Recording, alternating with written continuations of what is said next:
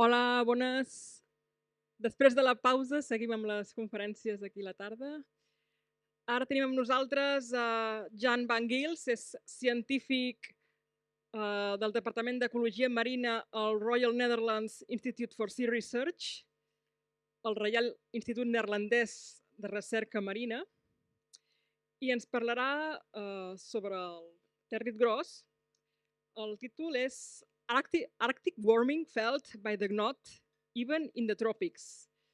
O sigui, l'escalfament de l'Àrtic que està percebut fins i tot pel tèrrit gros en els tròpics. Welcome here. Thanks for coming. Okay, thank you. Hello. Good afternoon, good to see you all. And yeah, thanks for being here. Thanks for inviting me. It's a pleasure to be here. Pity with the weather, of course. I left the Netherlands, sunny weather, come here, a lot of rain, but you can't help it. But it's a nice bridge to the climate. I will talk a lot about climate change. I'm not saying the rain is due to climate change, but I will talk about one species. We've had a lot of talks about many species. My story will be focused as a researcher on a single species, the red knot, the Canutus. And I will also pester you a little bit with graphs. So you have seen a lot of beautiful photos. I also have some nice photos of Jan van der Kam. But I also have graphs. So I hope I don't bore you with it. There we go. So here are more species than red knot. But this picture is to show, well, basically the link between the Arctic and the tropics that the shorebirds connect.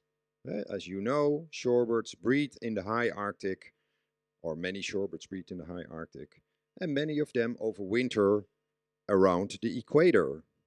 And so they fly a distance of almost 10,000 kilometers because with the Netherlands often in the center. So in the Netherlands, where I'm from, we have a strong connection with these shorebirds because we have an area called the Waddenzee, and these birds often make a very important or first stopover on the way from the Arctic to West Africa or vice versa. And of course, as you know, they often pass through Spain too. Also red knots. I've seen yesterday 10 red knots here, which is really great to see my friends also here. So these birds, they connect basically the world, and the red knots in particular, it falls apart into 6 subspecies, which are depicted here. And all these subspecies have in common that their breeding grounds are around the North Pole in the high Arctic, and all of them travel south and even very far south, such as Patagonia or southern Australia, northeast Australia and North New Zealand. So very long distances for these subspecies. I will talk mainly about the Canutus subspecies that breeds here in northern Siberia and overwinters mainly in West Africa, mainly in Mauritania. We'll talk a lot about Mauritania. There we go. We go to Mauritania straight away to a beautiful area that is called Bangdagen. Bangdagen is green from above because it is covered in seagrass. It's beautiful intertidal areas. And the reason that I'm giving this presentation here, I should say, is also that it's connected to a movie that was made over the last years. The movie started just before COVID. 2019 people were interested in our research. It's these people, it's Randall Wood and his co-workers who had an idea to follow shorebirds and their researchers over the world. So they called this movie Flyways, and it was broadcasted here in room 3 this morning, and it will also be broadcasted tomorrow at 12 o'clock in, well, it's not a tent, it's a little house number 3. And yeah, so they had the idea in 2019, but then COVID delayed everything, like everything in the world. They wanted, but they continued with their plans. So eventually, they joined us in Mauritania in 2021, 2022. They were on Texel, where I live in the Netherlands, and they planned to join us to Siberia. But after COVID, as we all know, the bloody stupid war started in Russia. So we switched flyways and we started studying the knots in Alaska. So they joined us to Alaska. So all of that is in the movie, and I will show little bits of that movie in my presentation as a sort of starter. So here we go about Bang Daguin, that part of the Flyway movie.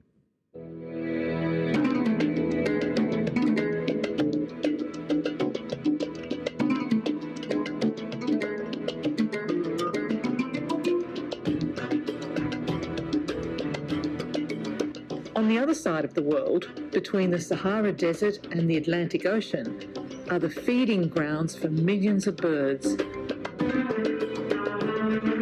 This is the major stop on the East Atlantic Flyway.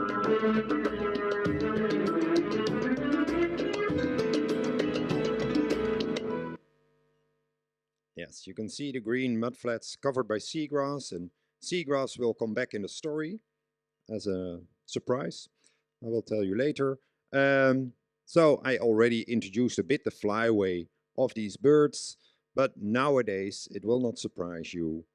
Using modern techniques of tracking, we heard something about it in the other talk earlier today, we can follow these birds really well, and that's of course important in understanding their ecology. So this tracking obviously is done with, well, it has been done by satellite telemetry, often using Argos. And this is a nice picture just showing, we saw actually the graph earlier today, that nowadays the smallest birds can be tagged because these tags are becoming smaller over time. They started in 1991 with very large satellite transmitters of almost 100 grams. That were only that you could only fit on really big birds like a falcon, a big falcon. But now, after 2017, we were able to tag our small, beautiful red knots with tags that are just 2 grams light. And so we did. And yeah, there's a little bit of movie about this also. Here in Africa, a second team of scientists is racing to tag another species of shorebird, the red knot. Time is limited because we can only catch around spring tides. We're in a hurry now to find where they are, put the nets out, and yeah, we can't lose many days.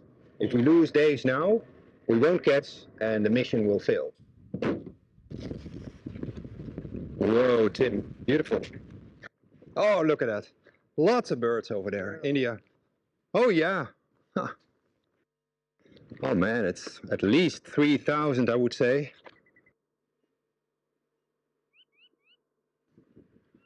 Oh, they are so pretty.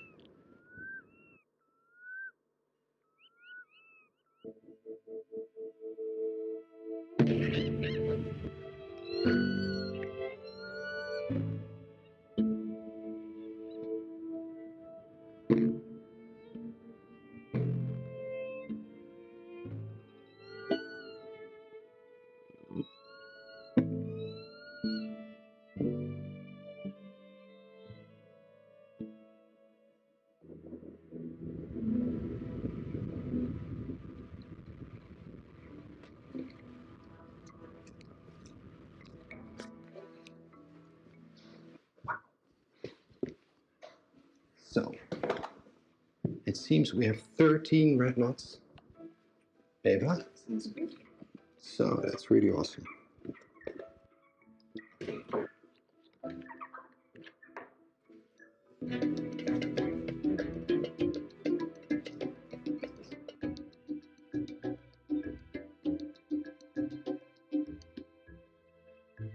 The first bird of the expedition in the air. Wow. Well, this is of course only the beginning. I mean, now we're looking at local, small-scale movement. But within 2 weeks from now, all these birds will hopefully be gone.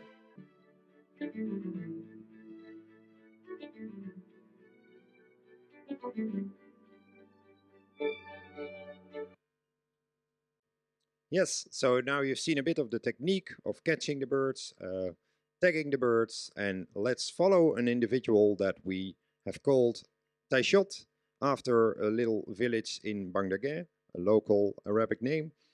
And this bird left at the 13th of May in 2021, made a short stop in the southwest of Spain, then in France for a few days, and then it passed my institute and the University of Groningen to go all the way to the breeding grounds in Taimyr, to arrive there 14th of June. So the bird had left a month earlier from Mauritania, and with some stopovers, it takes about a month to travel.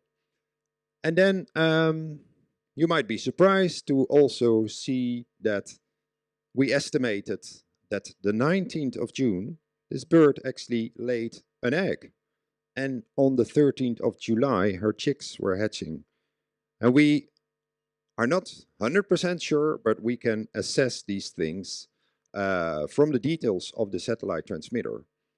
As you can see here, you can see that there were positions on the Arctic tundra, and these positions, you could see that the bird would come back to the same spot every day for exactly 21 days plus 3 days of egg laying. So we knew exactly like, hey, this is a successful bird. These chicks have hatched. And so that is fantastic, of course, especially in the light of the fact that because of the stupid war, we cannot go to the breeding grounds anymore.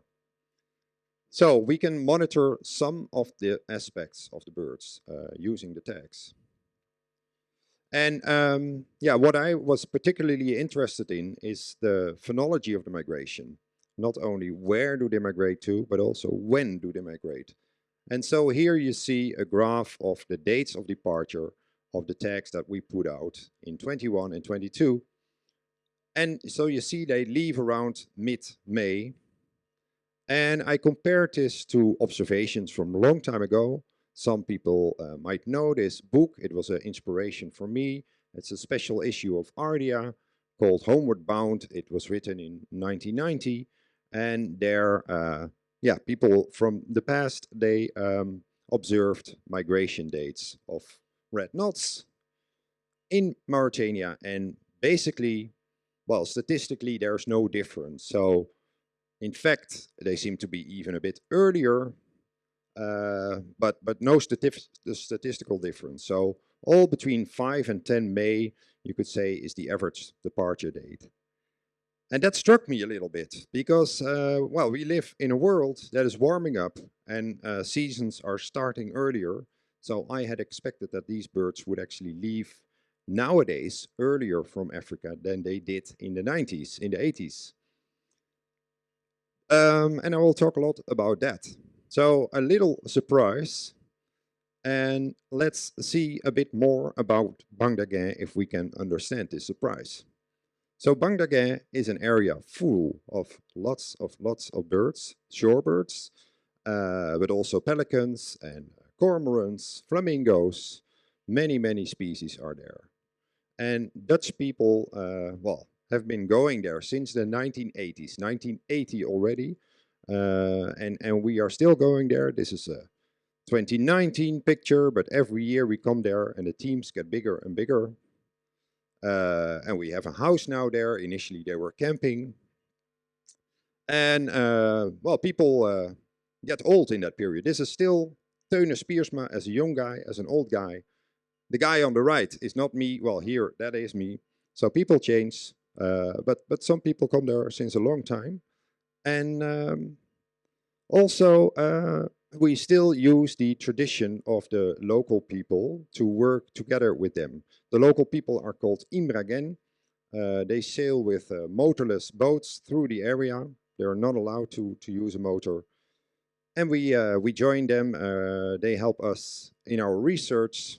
And here, for example, you see Teunis and Ahmed summing up the counts of birds that have been counted in the area by telescopes. And these counts are summarized here in a paper by Thomas Outman. And those counts show quite dramatic results, because all the species listed here in red are going down and only the green species are going up for counts over the last 40 years. So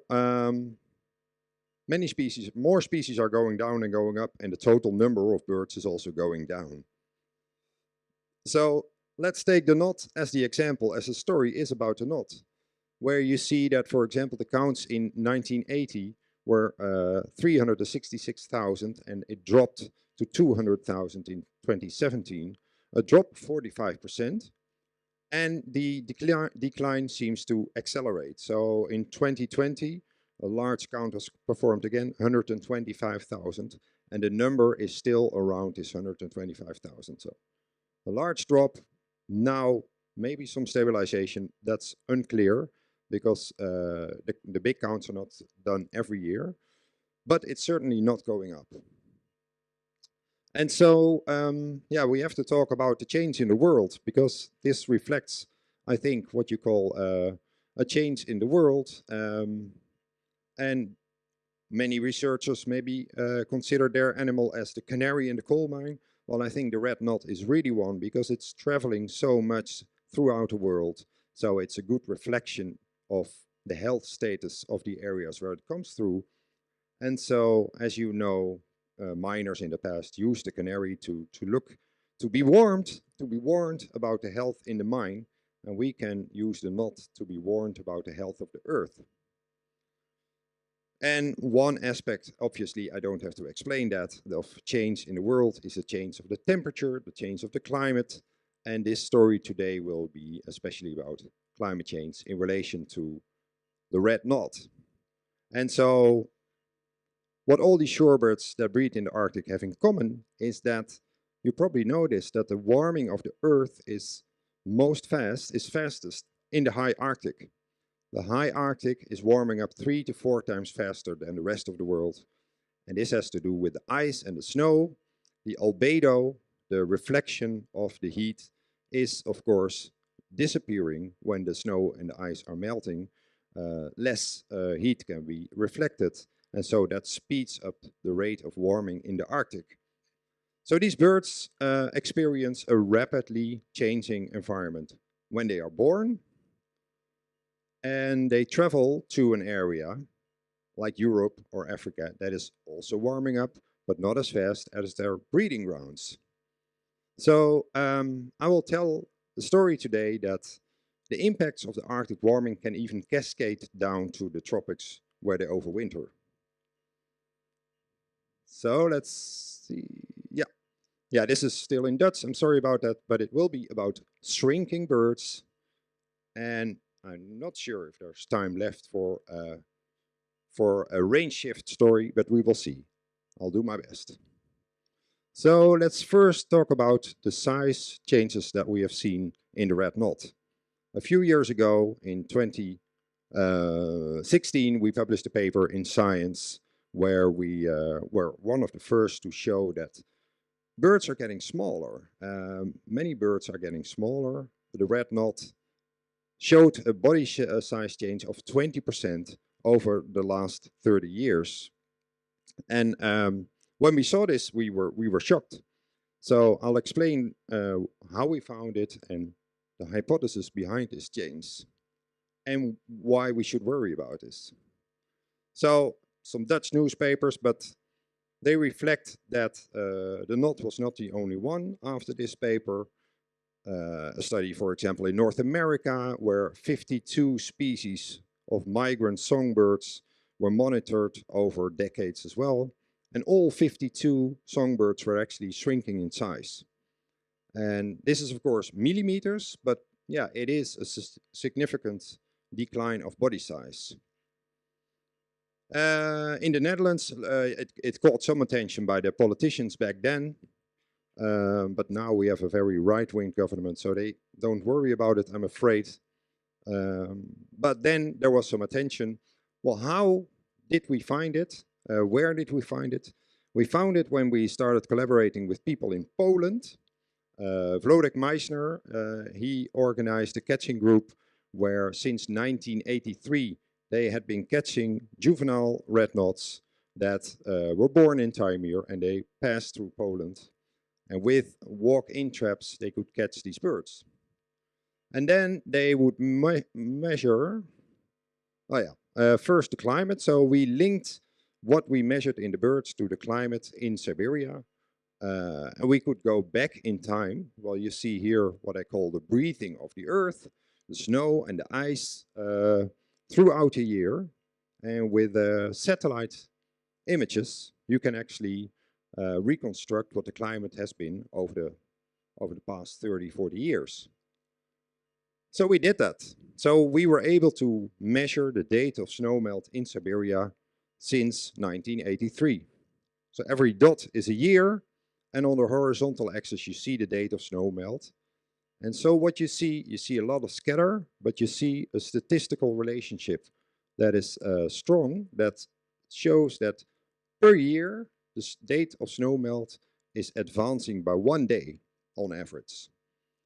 So in spite of the scatter, a month advancement of the summer in the Arctic now compared to 1983. So that is a big, big change. And then we linked those dates of snowmelt, those averages, to the size of the birds that were measured in Poland by the team of Wlodek. Bill length, body mass, and both, and all kind of other measurements, all correlated to the date of snowmelt. So again, each dot is a year, and with the more recent years in the lower left corner, because the snow melt is early, you see that the bills were shorter, the body masses were lighter, the tarsus was smaller, everything was smaller, and the birds were lighter. So this was a very, initially surprising effect. We thought, like, how can this come about? How can it be related to the date of snowmelt? Well, to get to that question, here is again a summary of the life cycle that I introduced already. Birds breed in the Arctic, overwinter in the tropics. And the Arctic season is very short. It falls in between snow melt and snowfall. And they fly all the way to the Arctic to feed on the abundant insects. And what we hypothesized at the time that we found that the birds were getting smaller is the following reasoning, that under Arctic warming, as I showed, the snow is melting earlier. And with that earlier snow melt, you see that the insect peak is advancing in time. That was the idea. And I showed you in the beginning of the talk that the birds have not adjusted their migration schedule. So they should have, if they were to anticipate this insect peak, but they have not. So that means that now they arrive at the same time as 30 years ago. Their eggs are laid too late, and so the chicks grow up after the food peak, and this could very well be the reason for their smaller body size, because there's less food. So that was an hypothesis, and that we, of course, being scientists, want to test. So we went out to Siberia, only 2 years. I just explained you, 2 years before the COVID and before the war, a team of Russian and Dutch scientists. And we went to a site called Knipovich Bay, where Mikhail Solovyev, this big guy over here, went in the early 90s. And after that, helicopter prices started to rise, so he could not go there. So eventually, with Dutch research money, we could together form a team and go back to an area where Michael had not been for 30 years. So just a little adventure picture. At the time, you could still easily travel through Russia. We flew via Moscow, then Krasnoyarsk, and then Katenga. And in Katenga, we took a helicopter to the area to the north of Taimyr, where the birds are breeding. So just a few pictures of how Kattinga looks. It's a very, very small village, muddy in the spring. This is late May. The snow is melting. And we were buying all the food there in the shops, almost all the food, because we were going to camp on the tundra. So we needed food for 8 weeks. And we were testing the food before we went, like how much food do we need? Very precise organization by the Russians. Of course, we don't want to see the guy on the left, so I take him out of the picture. And yeah, we were giving lectures to young Russian people. And then, yeah, I got nervous being in Kattegat for so long, buying the food, changing money, all these things. Because if you look at the temperature, it was rising there to 13 degrees. And obviously, we wanted to study these birds in the cold before they arrive. So, yeah, I wanted to go. And we both years left on actually D-Day, the 6th of June, packing our stuff, going to the airport. And this is Kattinga International Airport. Before the war, I can tell you. So, and then we stepped in the helicopter and there we went, flying across Thailand.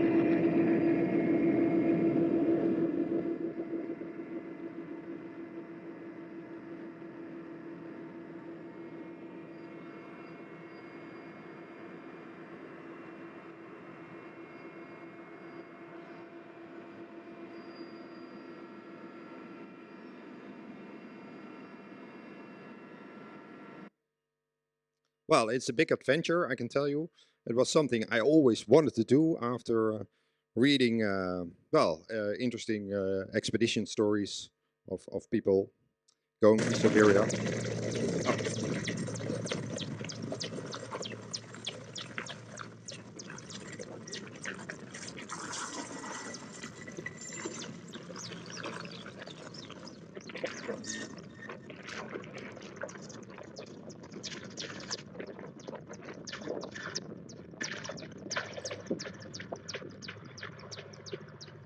Yeah, this is still an emotional moment. So the helicopter, it drops you off, drops all the stuff, and well, they are commercial guys, so they are in a hurry. 15 minutes later, they leave you and they say, "We see you in 2 months." And luckily, we in those days had, of course, satellite telephones. But the Russians, they told us stories that one time a helicopter pilot had actually forgotten people on the tundra, so they had to wait for another extra week. But well, this pilot arrived in time without having to call him. But anyway, it's part of the adventure, and this was also part of the adventure. The 2,000 kilos of material to build the camp, and luckily in both years we had a lot of sun on the day that we built the camp. And this is how it looks, but yeah, it's still early spring basically, so snow can fall. So also when we were there, snow was falling, and Thomas Lamers, one of the postdocs in the project, he was well flying a kite, not just for fun, but to measure the snow. Of course, the snow plays a big role. So he measured snow cover. This is one of the first days in the second expedition on the 11th of June, and look at the change that the next day, 12th of June, yeah, still a lot of snow had fallen overnight. So this is a good way to monitor snow cover on a small scale. And so Thomas did that. And then you can represent the season. So 2018, we arrived on the 6th of June, 100% cover of snow, and that rapidly changed on the 9th of June especially. And the other year, there was less snow when we arrived, but it took a longer time before it all melted. So two very different seasons with different... Oh.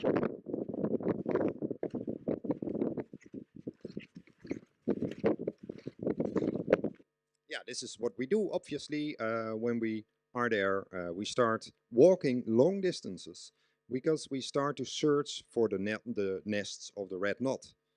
And yeah, it's still a lot of snow cover, but they like these early patches of snow melted regions to build their territory. And there's a good chance you might find the first knots over there, because at that time they are arriving, as I showed you.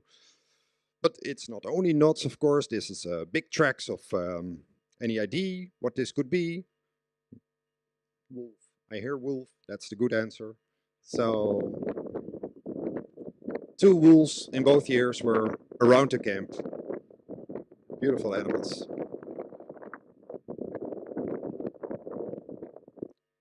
But of course, we were after this beautiful bird, the red knot, and especially with the snow in the background, it gets even more pretty. But then to find those nests is really difficult, as you can see on this picture. Yeah, even with the binocular, it's hard because yeah, the knot. You think there's no knot, but there is. In the middle of the picture, it's breeding, so it's really difficult because they only fly from the nest once you almost step on them. So yeah, there's a little movie about how we find these nests and what kind of techniques we have developed from the flyaways.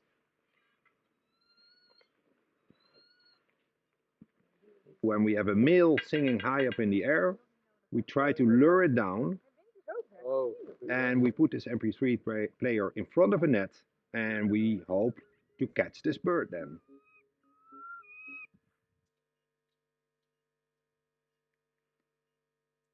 There comes the bird.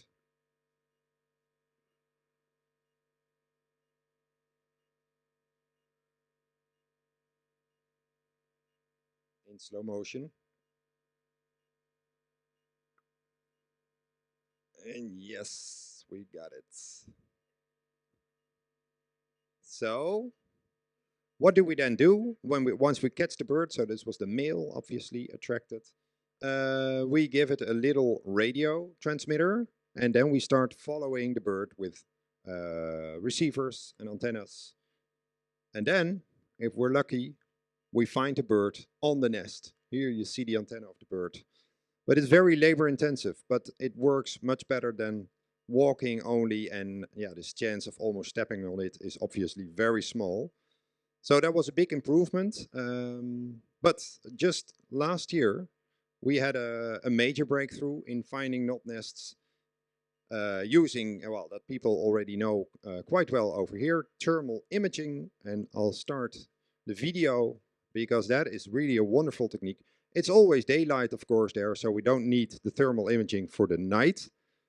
But you can imagine these birds, they lose heat in such a cold environment. And yeah, it's really a fantastic technique. This year in Alaska, we found all nests in this way. And there's the bird. So it's like a heat lamp almost.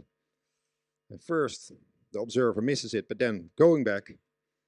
And yeah, this, well, we don't find many nests because the densities are very low, but we found in our new study area in Alaska 16 nests, which is a record since an Alaskan guy started working there in 2010.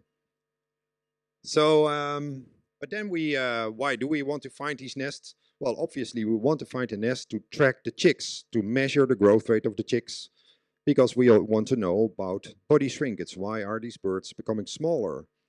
So we band the chicks, we follow the parents, and yeah, a little movie to express that.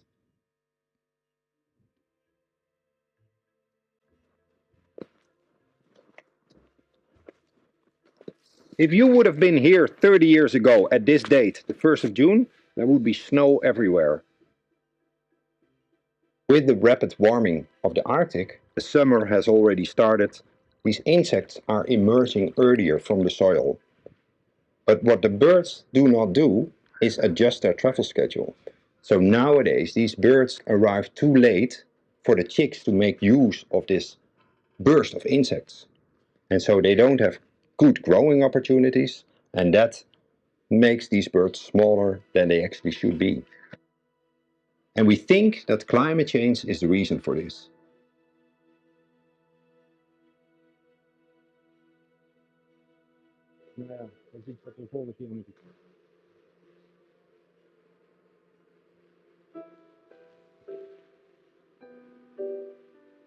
Oh my God.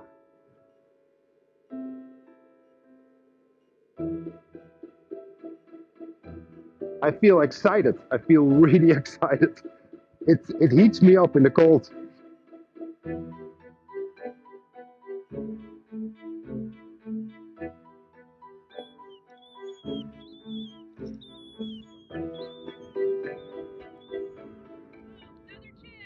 Wow, nice. We ourselves were sitting in a tent for like a couple of days, for 4 days actually. But this chick made it through this bad weather. It's fat, it has grown. This is what we like to see.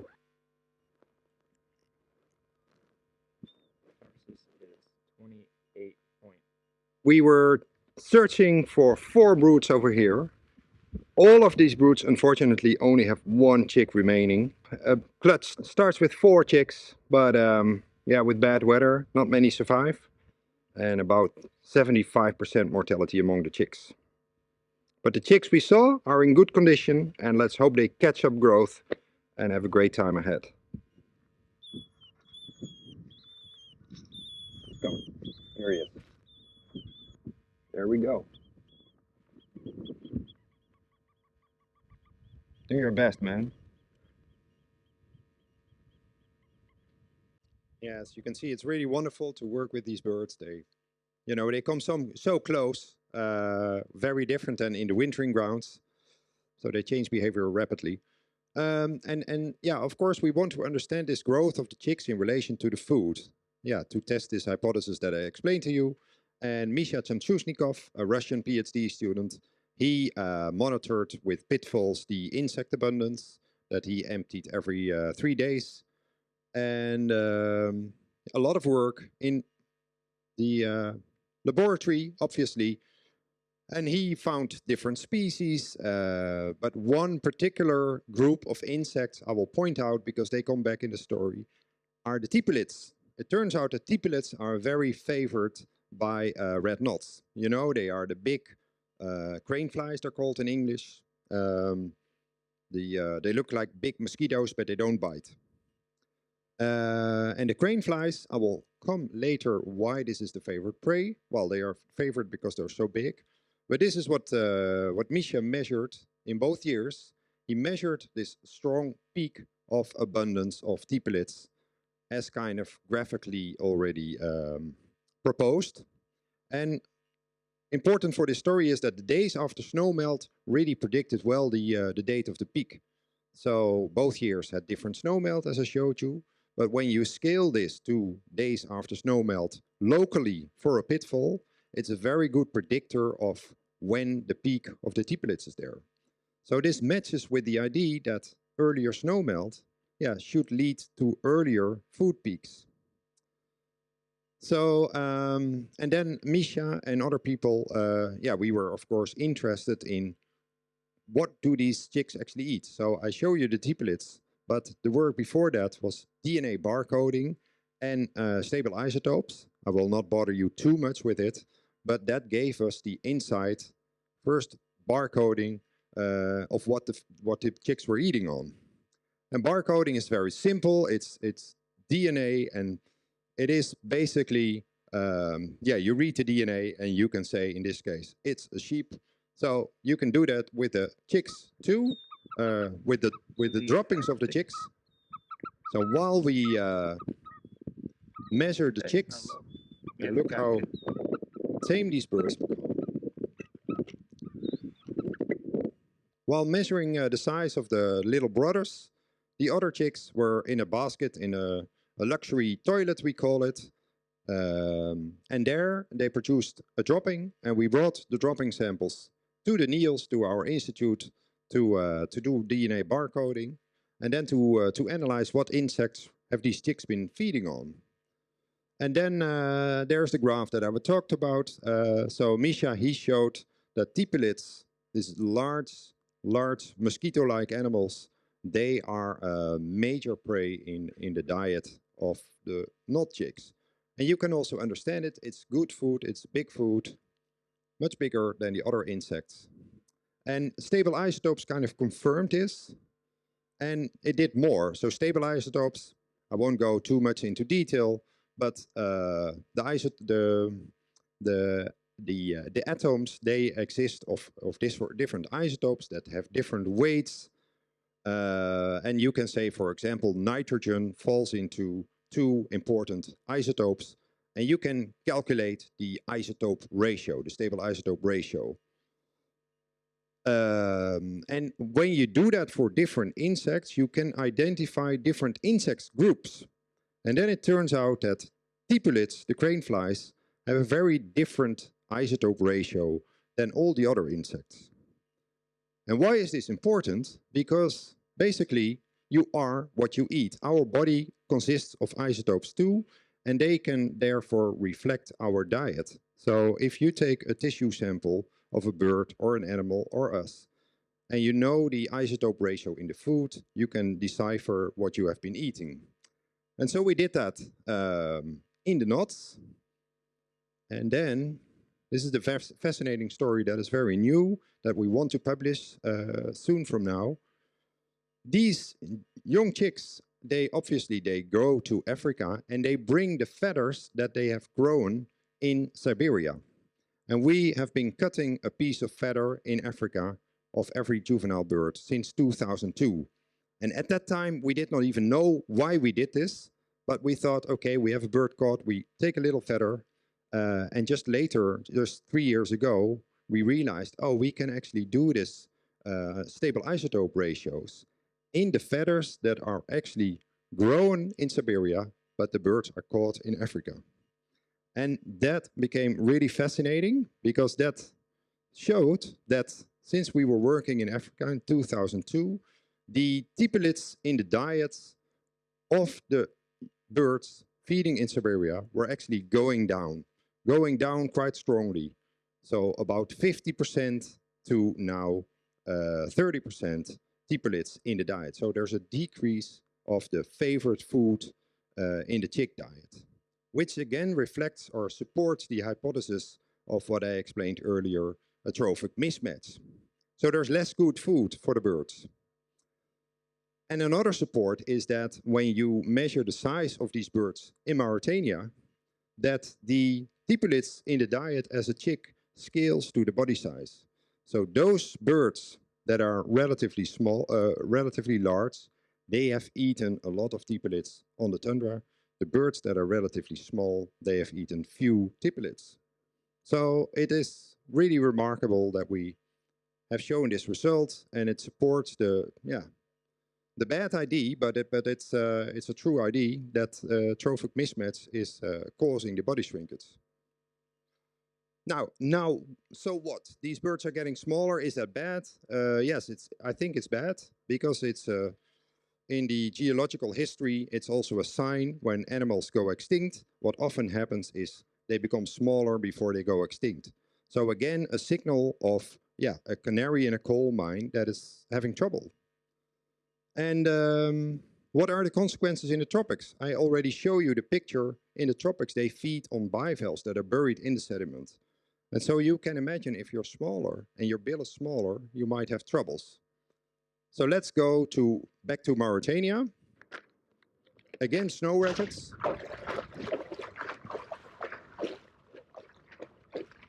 This is to walk on the seagrass. Jan will now study whether the problem begins in the mudflats. It's not always easy.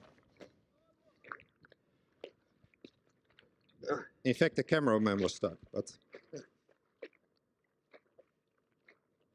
Hey, Ahmed, Sidi, it's good? Yeah. The students from the University of Novichok scour the mud to see how deep the red knot's food is embedded in the layers of the sediment. The top part and bottom part.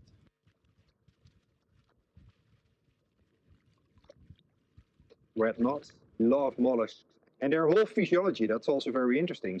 They ingest these bivalves whole, and they crush these bivalves in their stomach. So they have a very strong stomach. Oh, Wow, what? look at that. Loripes? That's Food of red knot. Loripes also. yeah, Loripes. yeah, an old loripes. Yes. All the Loripes, yeah. every samples we have two Mhm. top and bottom. Yeah. Sometimes also we have bivalve here in the top, which is majority. Mhm. But sometimes also we found also a little bit bivalve in Right. the Yeah. bottom. Exactly. Yeah. And the top is like the length of the longest billed red knot. Yeah, exactly. So it's a 4 centimeter top layer, and those are the birds with the longest bills. The majority cannot reach 4 centimeters at all. Yeah. So maybe all these bivalves are actually way too deep for the knot to reach. Come on, let's get out of this mud pool. Yeah. The birds were roosting here this morning, and we see signs of where they were roosting. We see tracks. Here it is. But more than that, they poo. And the poo really shows what they have been eating. A normal knot dropping is full of fragments of shellfish. But these birds cannot reach their bivalves anymore. They have switched diets from their favorite bivalves to seagrass. So it's in a way a really sad story, because this shows they are fueling up for Siberia on very poor quality food.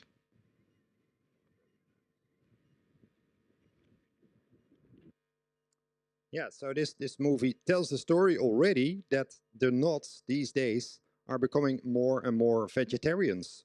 So they used to feed on shellfish, and when we plotted over time, again using stable isotopes, this time of blood tissue, we see that the birds are eating more seagrass, while they were always eating bivalves. Nowadays, they eat the rhizomes of seagrass. And a graph to understand this in the light of this body shrinkage. So bivalves are buried quite deep, 3-4 centimeters. So they need a long bill. Most are actually at 4 to 5 centimeters. They need a long bill, but this bill is shrinking, as I showed you earlier. And with that, it's harder to access the food in the bottom of the mudflat. But knots are flexible. They have found a solution. So they now feed on the rhizomes of the seagrass. So they became vegetarians. But yeah, is that good or is that bad? Is that a way to cope with global change? Let's see, because we have an answer for that as well. By catching the birds in Mauritania, we have also measured the size. But more important for this story, we put up colorings to identify the individuals. And with, so the colorings are 4 colorings and a flag, and that gives a unique combination for each individual. So after measuring them, giving them the bands, we release them obviously, and then we, with telescopes, can measure who is around or who is not. So some birds are not visible anymore, and with mark recapture methods, you can estimate what is the annual chance of survival. And so we have done this, and we plotted the survival rate here on the right graph, the chance that a juvenile bird becomes an adult, plotted against the bill length. And then it turns out that, maybe as you expect, the birds with the shortest bills have the smallest chance to become an adult, to survive. So only birds with a long bill can survive. And we think this is related to this diet change. A diet change from bivalves to seagrass, which is actually induced by Arctic warming in the north. One of the last slides, because I have to round off given time, I showed you that they are becoming smaller, but we have also indication, and you can argue this based on the selection against short bills, that these birds are also changing in shape. Because the birds that survive are the birds with relatively long bills. And so also in other species nowadays, besides body shrinkage, there's also indications of shape changes. And I mimic this. This is, of course, an exaggeration, but I always say maybe in 100 years a knot looks like this, because we see birds that are smaller, but having a relatively long bill. Yeah, because these long-billed birds survive better. Okay, I'll skip those slides because of time. We can talk about it after my talk if people are interested.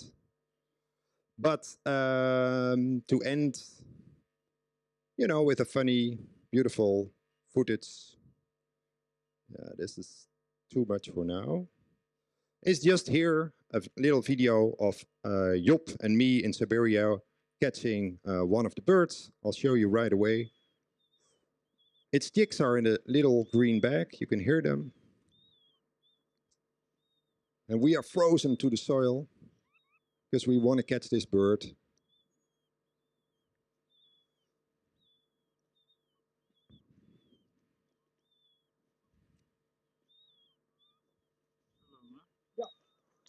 And yes, we got it. And it is, Yes. I'm very happy there.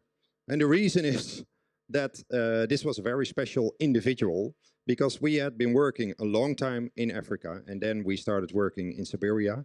But this was the first and actually eventually the one and only bird that we caught in Africa and we caught it in Siberia. So we caught it in 2015 in Africa and then yeah, we found it on the tundra on the 15th of July 2019. So I said to Job, well, we have to catch this one. And it luckily had beautiful chicks. And then it was seen again in 2019 in Africa. So this bird really shows the connection between the two areas and that, yeah, ecosystems are connected through our birds.